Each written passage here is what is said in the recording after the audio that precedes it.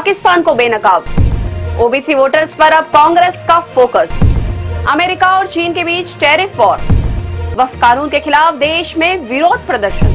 भीषण गर्मी के बीच बेमौसम बारिश से तबाही। नमस्कार, मैं हूं रूपाली बर्वे और आप देख रहे हैं वेब दुनिया की खास पेशकश WD नाउ, जिसमें बात करेंगे सप्ताह भर की सुर्खियों के एक अलग अंदाज में। 26/11 मुंबई आतंकी हमले के आरोपी आतंकी तहव्वुर राणा को गुरुवार को कड़ी सुरक्षा के बीच अमेरिका से भारत लाया गया। भारत लाने के बाद NIA ने तहव्वुर राणा को दिल्ली की पटियाला हाउस कोर्ट में पेश किया। कोर्ट के बंद कमरे में हुई पेशी में NIA ने रिमांड की मांग करते हुए पुख्ता सबूतों का हवाला दिया है, जिनमें ईमेल्स शामिल हैं। NIA ने अदालत में कहा है कि साजिश का पर्दाफाश करने के लिए आरोपी की कस्टोडियल पूछताछ जरूरी है, जिसके बाद पटियाला हाउस कोर्ट ने राणा को 18 दिनों के लिए NIA की रिमांड पर भेज दिया। राणा को 26/11 मुंबई हमलों के मास्टरमाइंड के रूप में गिरफ्तार किया गया है। NIA मुख्यालय में तहव्वुर राणा से पूछताछ हो रही है, जहां सुरक्षा व्यवस्था बढ़ा दी गई है।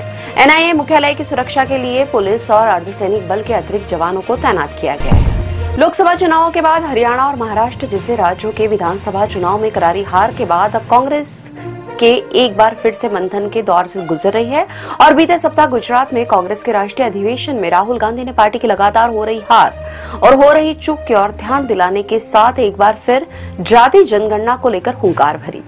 पार्टी अधिवेशन को संबोधित करते हुए राहुल गांधी ने कहा कि सरकार में आने पर कानून बनाकर वे जातिगत जनगणना कराएंगे।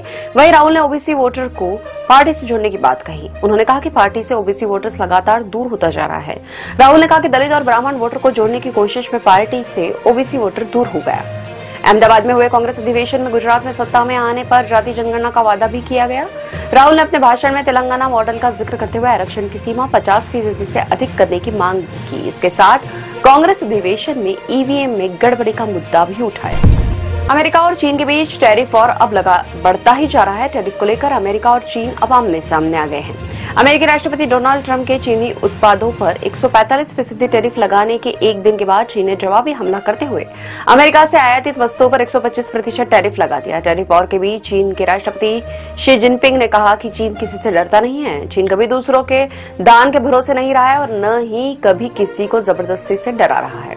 वहीं टैरिफ को लेकर चौतरफा दबाव के बाद अमेरिका ने भारत समेत 75 देशों को टैरिफ पर बड़ी राहत दी है। अमेरिका ने इन देशों पर टैरिफ लगाया था, जिसे अब 90 दिनों के लिए होल्ड कर लिया गया है। वहीं चीन को छोड़कर भारत समेत इन सभी 75 देशों पर 90 दिनों के लिए 10% बेसलाइन टैरिफ ही लगाया जाएगा।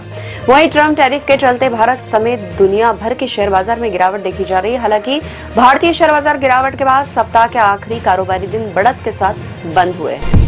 देश में वक्फ कानून लागू होने के बाद अब विरोध प्रदर्शन लगातार शुरू हो गया है।